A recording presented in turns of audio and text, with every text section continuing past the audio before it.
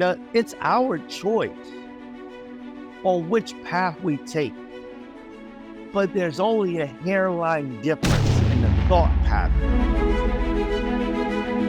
If you are looking to be that individual that you never were before, but that you believe you can be, you must diligently, which means without cease, continue to pursue in what type of manner?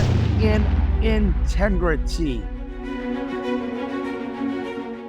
You have to believe it from the beginning, because there is a middle passage that is dark and gloomy between the beginning and the end.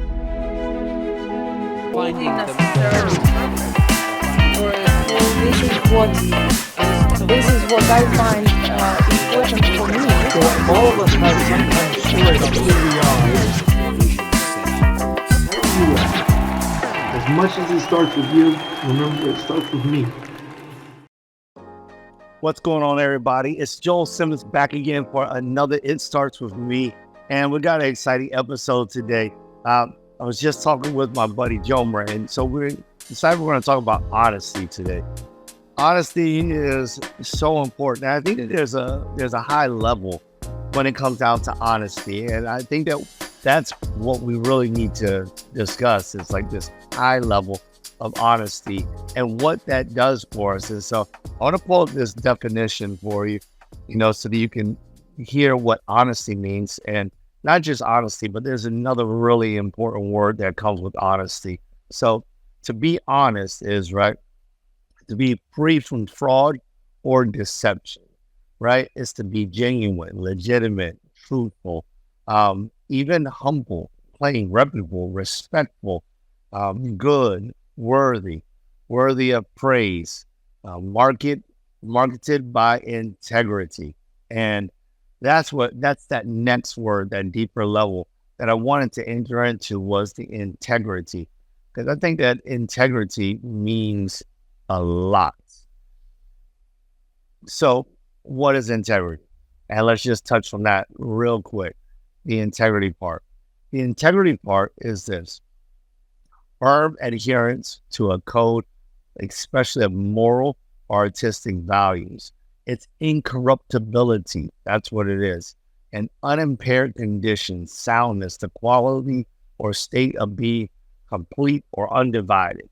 So you got these two different definitions, and they kind of like hinge on each other, and they open up the door to a very, very sound life, a beautiful life. Because when you're free from fraud and when you're complete within, then it brings about this certain type of lifestyle.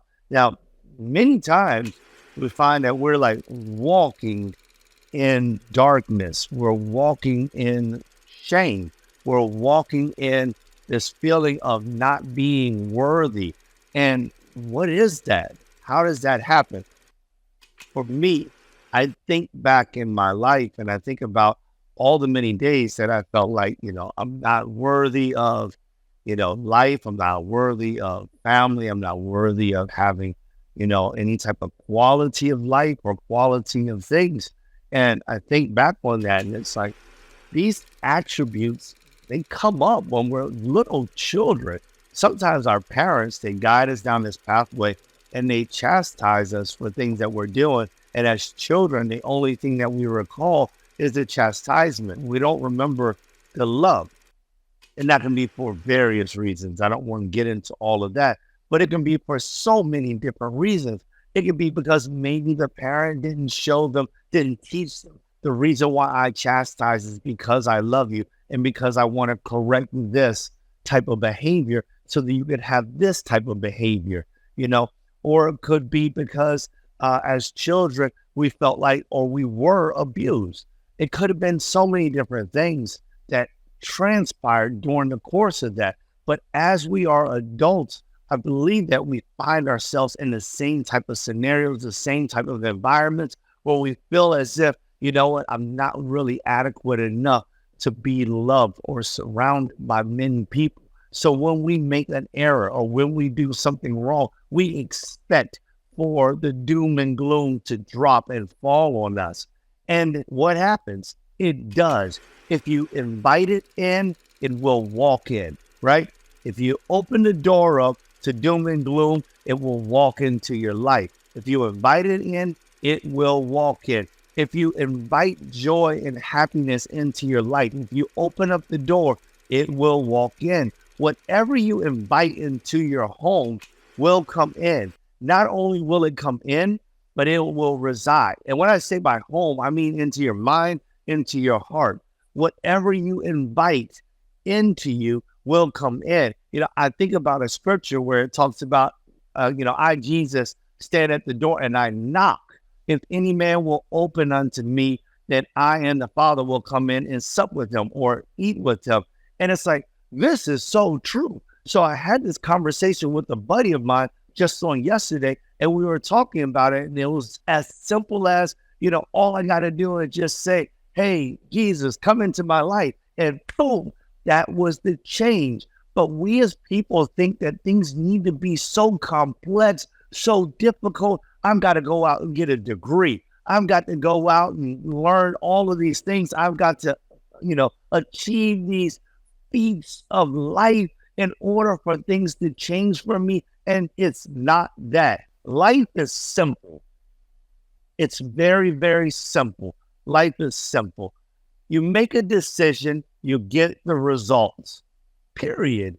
That's what it is. It's like a cause and effect type of thing. It does not mean that good things can't come your way, but they come your way through a series of effects.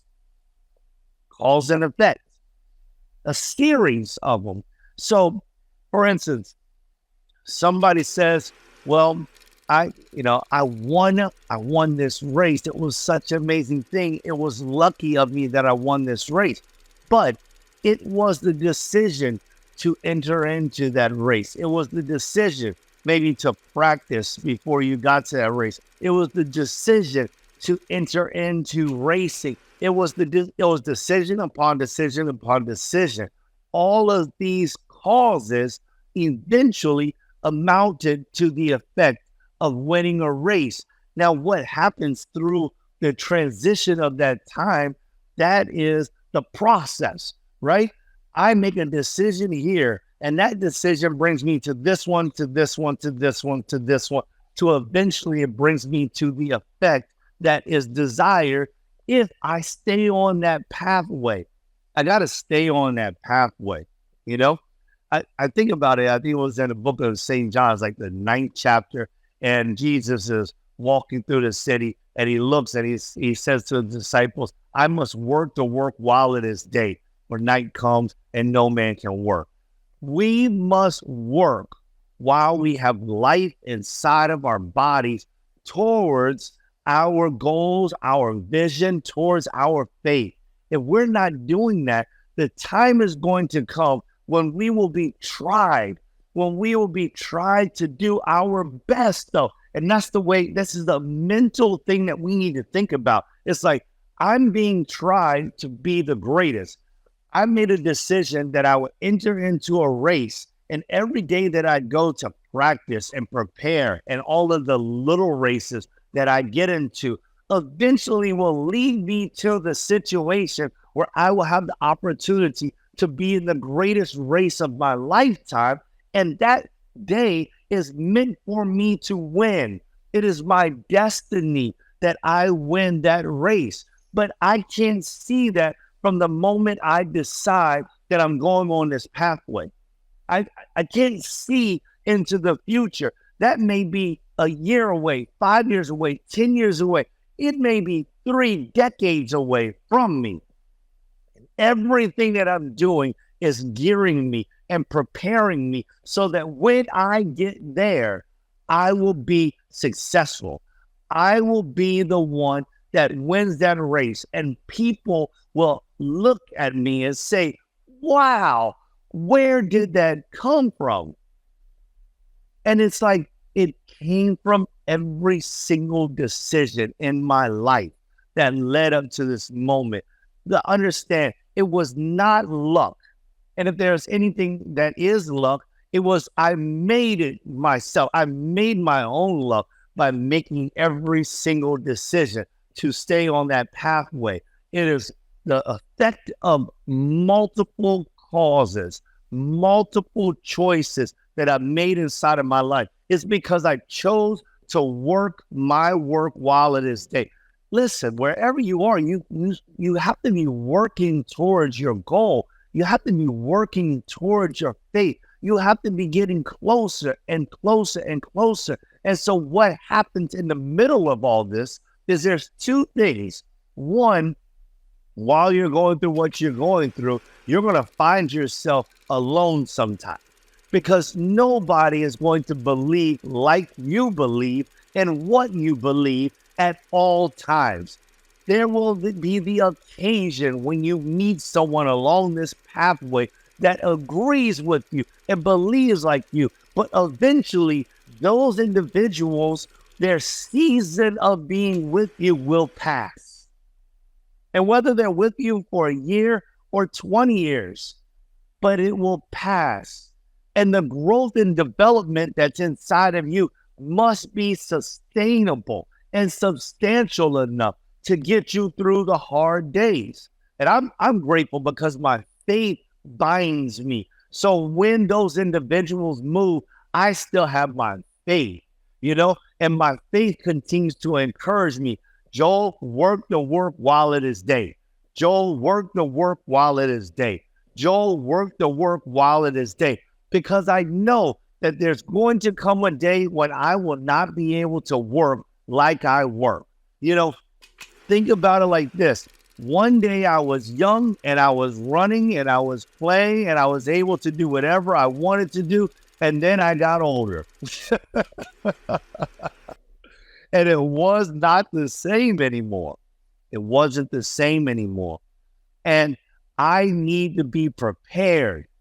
I need to be ready so that the experience and the knowledge and the wisdom that I've gained will outweigh my ability to run fast like when I was younger. I'll be able to use my mind and to move in modes and different directions and stresses that I could not do before. I've grown and I've become experienced, and I am now ready, and I am ready to be fruitful because of multiple choices in my life. The other thing, that's the one. We're going to be alone. Alone is like being in darkness. The other thing is that if we don't continue to make the series of choices, that just like as a child, we became shameful when we did not rise up to the potential that our parents set before us, and we felt like we let them down or we got in trouble. Darkness will come in. And if we open that door up to darkness, it enters into our heart and into our mind, and it shows up in the form of shame. And now it's like, oh, I didn't do it, and it's because I never could. It was never meant for me to. I was never destined to do it. Only they can do it. Only they can do it. And we get this feeling as if only the rest of the world is able to accomplish great feats, but not I. Now, it's our choice on which path we take, but there's only a hairline difference in the thought pattern in the two paths that I've just presented. One individual looks at that darkness as, okay, it's just me and my faith, and I am confident that I must continue my work and not stop. I may not be where I want to be, but I know I'm no longer what I used to be. I am greater. I have come a long way, and I believe I can go further. Or it never was meant for me. I just can't. My mother used to tell me, can't never will, and won't never did. It's just that way. If you desire to make it in life, you have to stay faithful. There's a scripture in the book of Hebrews, I believe it was the 11th chapter, and it just talks about how he that cometh unto God must first believe that he is, and that he is a rewarder of them that diligently seek him. If you are looking to climb the ladder of your success, if you are looking to bridge the troubled waters of your relationship, if you are looking to be the best version of yourself, if you are looking to grab hold of your faith and never let go, if you are looking to be that individual that you never were before, but that you believe you can be, you must diligently, which means without cease, continue to pursue.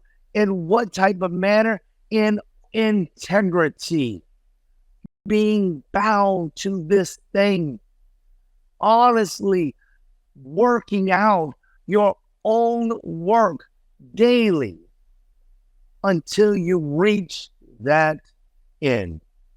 Because when you get there, I'm telling you, when you get there, the checkered line, the checkered flag is ready. And it's like it has your name on it. And they've got confetti and rice and everything else that they are ready to throw up over here. They're going to throw these things up in the air, and it's going to land on you, and people will shout, and there'll be happiness and joy because you made it. But you have to see that from the beginning. You have to believe it from the beginning, because there is a middle passage that is dark and gloomy between the beginning and the end. And you got to traverse that no matter what. And everybody will have to traverse the same pathway in their life for their reason. So don't get dismayed. Don't get overly worried. And if you are, then just do what I do. Take time to believe in someone greater, somebody greater than you and I. I pray that everything be well with you in this new year, and that you're able to overcome your most trying feats, your most trying situations.